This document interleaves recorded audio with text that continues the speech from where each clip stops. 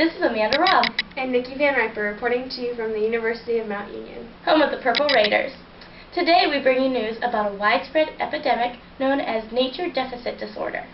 According to Richard Love, author of Last Child in the Woods, Love makes the case that kids today are spending less time outside, less time engaged in free, spontaneous play, and less time in contact with the natural world than any other generation in recorded history. Remember playing outside?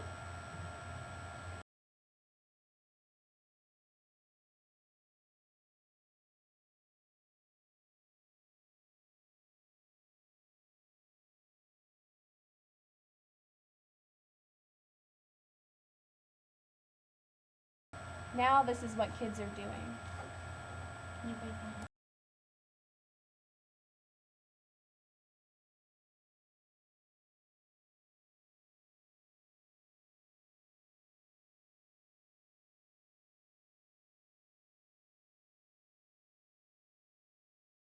Nature deficit disorder has inspired movements all over the United States, reconnecting children with nature and reducing child obesity.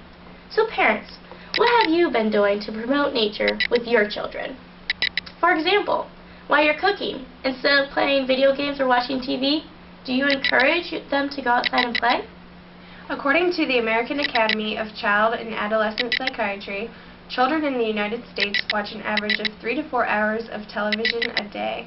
By the time of high school graduation, they will have spent more time watching television than they have in the classroom. Children who watch a lot of television are likely to have lower grades in school, read fewer books, exercise less, and be overweight.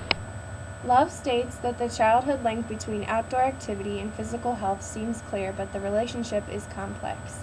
He also states that according to the Centers of Disease Control, the U.S. population of overweight children between the ages of 2 and 5 increased by almost 36% from 1989 to 1999. Love also says, during this time, 2 out of 10 American children were clinically obese, and about 60% of obese children ages 5 to 10 have at least one cardiovascular disease risk factor. Love states, the Journal of American Medical Association reported an upward trend in high blood pressure in children 8 to 18. Love mentions pediatricians warn that today's children may be the first generation of Americans since World War II to die at an earlier age than their parents.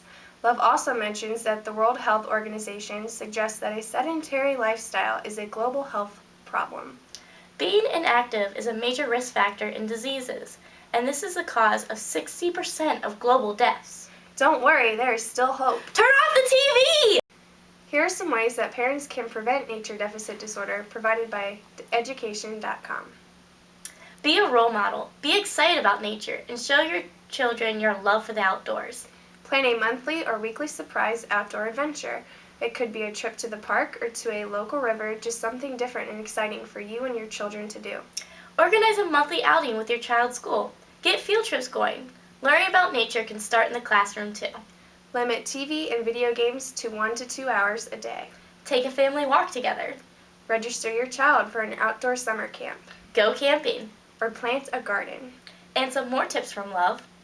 Encourage your kids to build a treehouse, fort, or hut. Adopt the sunny day rule. If it's a nice day, go outside.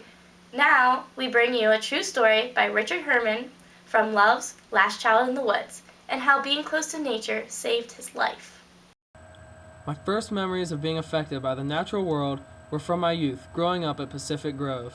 I remember being 4 years old and looking into a tide pool and being mesmerized by the tiny fishes swimming through the shimmery water.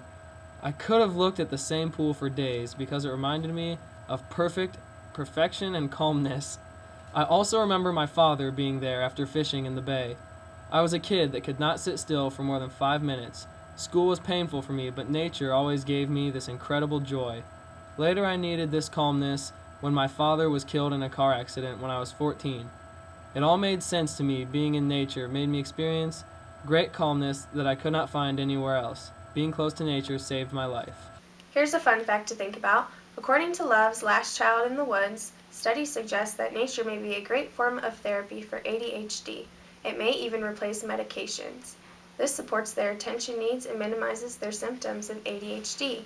Nearly 8 million children suffer from mental disorders, and ADHD is the most common.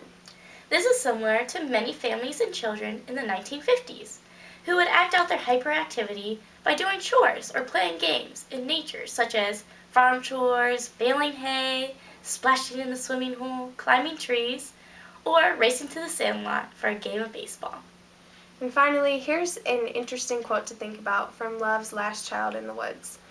Here is the vast, savage, howling mother of ours, nature, lying all around us, with such beauty and such affection for her children, as the leopard, and yet we are so early weaned from her breast to society, to that culture which is exclusively an interaction of man on men.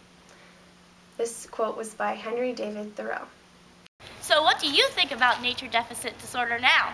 We need to promote nature to children to make a better life for them. So, go outside